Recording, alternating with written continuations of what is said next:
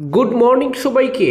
আজ হলো 19 আগস্ট বুধবার। আজকের সকালের বিশেষ বিশেষ খবর হলো আসাম ক্যাবিনেটের একাধিক গুরুত্বপূর্ণ সিদ্ধান্ত, শিল্প নিয়োগ থেকে প্রশাসনিক পুনর্গঠনে জোর, শিল্প নিয়োগ, সমবায়, শিশু সুরক্ষা, ছাত্রছাত্রীদের মানসিক স্বাস্থ্য এবং প্রশাসনিক পুনর্গঠন একাধিক গুরুত্বপূর্ণ বিষয়ে সিদ্ধান্ত নিল আসাম মন্ত্রিসভা।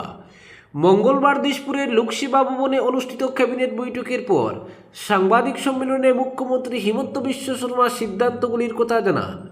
পাশাপাশি কাজিরাঙ্গার ইকো সেন্সিটিভ জোন নিয়ে চলমান বিতর্ক নিয়েও প্রতিক্রিয়া জানান তিনি। শিল্প ও কর্মসংস্থান বাড়াতে নতুন শিল্পনীতিতে অনুমোদন দিয়েছে ক্যাবিনেট। একই সঙ্গে আসাম শিল্পবিধিতেও অনুমোদন দেওয়া হয়েছে। রাজ্যের বিভিন্ন এলাকায় তেল ও গ্যাসের নতুন সম্ভাবনার খোঁজে খনন কার্য চালাতে বিনিয়োগকারীদের বিভিন্ন সুবিধা ও ইনসেন্টিভ দেওয়ার সিদ্ধান্ত হয়েছে। প্রয়োজনে জিএসটি ছাড়ের পাশাপাশি রাস্তা ও বিদ্যুৎ সংযোগের সুবিধাও দেওয়া হবে। মুখ্যমন্ত্রী জানান, এর আগে বড়াইকুড়ি এলাকাতেও খনন কার্য চালানো হয়েছিল। সমবায় ব্যবস্থাকে আরও স্বচ্ছ ও ডিজিটাল করতে অনলাইনে সমবায় নিবন্ধনের সিদ্ধান্ত নেওয়া হয়েছে। দুগ্ধ সমবায় একই দিনে নিবন্ধনের লক্ষ্যমাত্রা নেওয়া হয়েছে। অন্যান্য সমবায়ের নিবন্ধন সর্বোচ্চ 30 দিনের মধ্যে সম্পন্ন করার ব্যবস্থা করা হবে। শিশু সুরক্ষার ক্ষেত্রে আসাম সোশ্যাল সিকিউরিটি রুলস বিজ্ঞপ্তি জারির সিদ্ধান্ত নেওয়ার পাশাপাশি আসাম স্টেট চাইল্ড প্রোটেকশন পলিসিতেও অনুমোদন দিয়েছে ক্যাবিনেট। রাজ্যে যুব কল্যাণ বিভাগ চালুর প্রস্তাবে অনুমোদন দেওয়া হয়েছে। প্রশাসনিক বিকেন্দ্রীকরণের লক্ষ্যে নতুন করে 8টি উপজেলা গঠনের প্রস্তাব অনুমোদন করা হয়েছে। বরাক উপত্যকার প্রশাসনিক ব্যবস্থা শক্তিশালী করতে শিলচর থেকে 32টি বিভাগ পরিচালনার সিদ্ধান্তের কথাও জানান মুখ্যমন্ত্রী। বরাকের মিনি সচিবালয়ের নাম পরিবর্তন করে আসাম সচিবালয় বরাক উপত্যকা রাখা হবে। এদিকে ছাত্রছাত্রীদের নিরাপত্তা ও মানসিক সুস্থতার কথা মাথায় রেখে বেসরকারি কোচিং প্রতিষ্ঠান নিয়ন্ত্রণে নতুন নির্দেশিকায় অনুমোদন দিয়েছে ক্যাবিনেট। 50 জনের বেশি শিক্ষার্থী থাকা কোচিং প্রতিষ্ঠানের নিবন্ধন বাধ্যতামূলক করা হবে। ভবনের নিরাপত্তা, পরামর্শদাতা নিয়োগ এবং শিক্ষার্থীদের মানসিক স্বাস্থ্যের ক্ষেত্রেও নির্দিষ্ট নিয়ম কার্যকর হবে। মুখ্যমন্ত্রীর মতে শিক্ষার্থীদের মানসিকভাবে শক্তিশালী করে তুলতে এই বিধিনিষেধগুলি কঠোরভাবে কার্যকর করা হবে। অপরদিকে শিলচর মণিপুর সড়কে ট্রাক চালকদের কাছ থেকে টাকা আদায়ের অভিযোগ, তদন্তের দাবি। মণিপুরের অশান্ত পরিস্থিতির কারণে গত প্রায় 1 মাস ধরে শিলচর মণিপুর জাতীয় সড়কে আটকে রয়েছে হাজার হাজার পণ্যবাহী ট্রাক। দীর্ঘদিন ধরে আটকে থাকায় চরম সমস্যার মধ্যে রয়েছেন ট্রাক চালকরা। এ অবস্থায় এক চালকের মৃত্যু হলে মণিপুর সরকার কড়া নিরাপত্তার মধ্যে বেশ কয়েকটি ট্রাক নিয়ে যায়।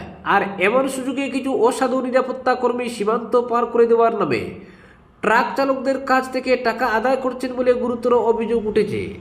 চালকদের অভিযোগ, গত 16 আগস্ট রাতে বাঁশকান্দি উজানতারাপুর এলাকায় নিরাপত্তা কর্মীরা সড়কে আটকে থাকা ট্রাকগুলির কাছে গিয়ে সীমান্ত পার করে দেওয়ার আশ্বাস দেন। এর বিনিময়ে প্রতিটি ট্রাক থেকে 2000 টাকা করে নেওয়া হয় বলে অভিযোগ।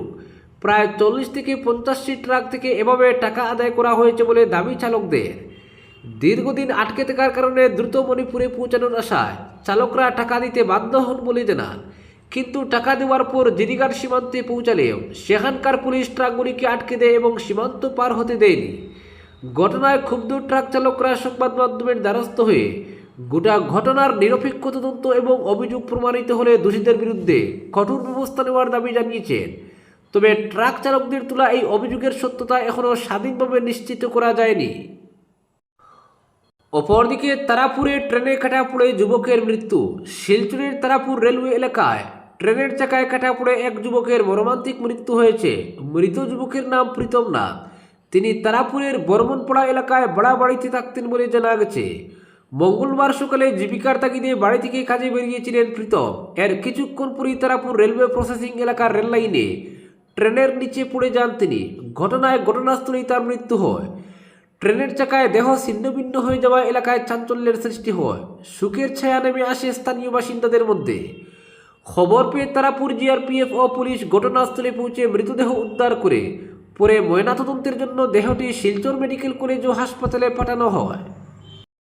অপরদিকে শিলচরের 3 গুরুত্বপূর্ণ সড়ক প্রকল্পে গতি আনতে মন্ত্রী কৌশিক রায়ের কড়া নির্দেশ। শিলচর শহরের যানজট কমানো এবং শহর ও শহরতলির যোগাযোগ ব্যবস্থা আরও উন্নত করতে 3টি গুরুত্বপূর্ণ সড়ক প্রকল্পের কাজ দ্রুত এগিয়ে নিয়ে যাওয়ার নির্দেশ দিলেন আসাম সরকারের মন্ত্রী কৌশিক রায়। মঙ্গলবার কাছাড়ের জেলা আয়ুক্তের কার্যালয়ে অনুষ্ঠিত উচ্চ পর্যায়ের পর্যালোচনা বৈঠকে প্রকল্পগুলির অগ্রগতি খতিয়ে দেখেন তিনি।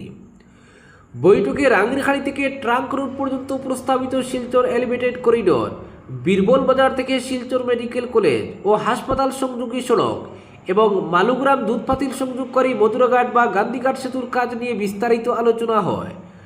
বৈঠকে রাজ্যসভার সাংসদ কোনাদপুর কায়স্থ ও সুস্মিতা দেব, শিলচরের বিধায়ক ডক্টর রাজদীপ রায়, উদারবন্দের বিধায়ক রাজদীপ গোলা, কাছাড়ের জেলা আয়ুক্ত রাহুল কুমার গুপ্তা, পুলিশ সুপার পার্থ প্রতিম দাস, শিলচর পৌর নিগমের আয়ুক্ত অঙ্কুর দাস সহ NHIDCL, পূর্ত, রাজস্ব ও সংশ্লিষ্ট দফতরের আধিকারিকরা উপস্থিত ছিলেন। বিশেষ করে বীরবল বাজার মেডিকেল কলেজ সংযোগকারী সড়কের ক্ষেত্রে জমি অধিগ্রহণ সংক্রান্ত বকেয়া সমস্যাগুলি দ্রুত নিষ্পত্তির উপর জোর দেন মন্ত্রী। বিভিন্ন দফতরের মধ্যে সমন্বয়ের অভাবে যাতে প্রকল্পের কাজে বিলম্ব না হয় সে বিষয়েও আধিকারিকদের সতর্ক করেন তিনি। বৈঠক শেষে কৌশিক রায় জানান, জেলার গুরুত্বপূর্ণ সড়ক প্রকল্পগুলির অগ্রগতি পর্যালোচনা এবং বাস্তবায়নের পথে থাকা সমস্যাগুলি চিহ্নিত করতেই এই বৈঠক। NHIDCL, পূর্ত ও রাজস্ব দফতরের সঙ্গে আলোচনা করে প্রকল্পগুলি দ্রুত ও নির্বিঘ্নে বাস্তবায়নের জন্য প্রয়োজনীয় পদক্ষেপ নেওয়া হয়েছে বলেও জানান তিনি। এদিকে মঙ্গলবারের পর্যালোচনা বৈঠকের পর প্রকল্পগুলির মাঠ পর্যায়ের পরিস্থিতি খতিয়ে দেখতে সংশ্লিষ্ট দফতরগুলির আধিকারিকরা যৌথ পরিদর্শনে নামেন। মধুরাঘাট সেতু ও সংলগ্ন অ্যাপ্রোচ রোড পরিদর্শনে নেতৃত্ব দেন দোরাইয়ের সমজেলা আয়ুক্ত রক্তিম বড়ুয়া। সঙ্গে ছিলেন APDCL ও PHEDর প্রতিনিধিরা। সেতুর ভিত্তিপ্রস্তর সংক্রান্ত কাজ শুরুর আগে সাইটের বর্তমান পরিস্থিতি ও প্রয়োজনীয় পরিকাঠামো খতিয়ে দেখা হয়। অন্যদিকে শিলচর মেডিকেল কলেজ সংযোগকারী সড়ক পরিদর্শনে লক্ষ্মীপুরের সমজেলা আয়ুক্ত ধ্রুবজ্যোতি পাঠকের নেতৃত্বে APDCL, PHED, আমরুত ও PBGL এর প্রতিনিধিরা অংশ নেন। প্রস্তাবিত ড্রেনের আউটলেট, সাইট প্রস্তুতি এবং 4 লেনের সড়ক নির্মাণ কাজ শুরুর জন্য প্রয়োজনীয় বিষয়গুলো সরেজমিনে পরীক্ষা করা হয়। প্রশাসনিক সূত্রে জানানো হয়েছে, মাঠ পর্যায়ের এই পরিদর্শনের মূল লক্ষ্য সংশ্লিষ্ট দফতরগুলির মধ্যে সমন্বয় আরও জোরদার করা এবং প্রকল্প বাস্তবায়নের পথে থাকা স্থানীয় সমস্যাগুলি দ্রুত চিহ্নিত করে সমাধান করা। পর্যালোচনা বৈঠকের পরপরই মাঠ পর্যায়ে তৎপরতা শুরু হয়। শিলচরের গুরুত্বপূর্ণ যোগাযোগ প্রকল্পগুলিতে নতুন গতি আসবে বলে মনে করছে সংশ্লিষ্ট মহল। অপরদিকে দিগরখালে লরির গোপন কক্ষ থেকে 50,000 ইয়াবা উদ্ধার, আটক 1। মাদক বিরোধী অভিযানে বড়সড় সাফল্য পেল গুমরা পুলিশ। গোপন সূত্রের ভিত্তিতে সোমবার দিগরখাল পুরনো MBI গেট সংলগ্ন 6 নম্বর জাতীয় সড়কে অভিযান চালিয়ে একটি লরি থেকে বিপুল পরিমাণ সন্দেহযুক্ত ইয়াবা ট্যাবলেট উদ্ধার করা হয়েছে। কাছাড়ের SSP পার্থ প্রতিম দাসের নেতৃত্বে পরিচালিত অভিযানে AS01 GC 7852 নম্বরের লরিতে তল্লাশি চালানো হয়। তল্লাশির সময় লরিটির একটি গোপন কক্ষ থেকে প্রায় 50,000 সন্দেহযুক্ত ইয়াবা ট্যাবলেট উদ্ধার করে পুলিশ। ঘটনায় মাদক সরবরাহের অভিযোগে মাসুম উদ্দিন তাফাদার নামে এক ব্যক্তিকে আটক করা হয়েছে। উদ্ধার হওয়া লরিসহ ধৃত ব্যক্তিকে বর্তমানে গুমরা পুলিশের হেফাজতে রাখা হয়েছে। উদ্ধার হওয়া মাদকের উৎস ও গন্তব্য সম্পর্কে জানতে পুলিশ তদন্ত শুরু করেছে। আজকের বিশেষ সংবাদ এখানেই সমাপ্ত।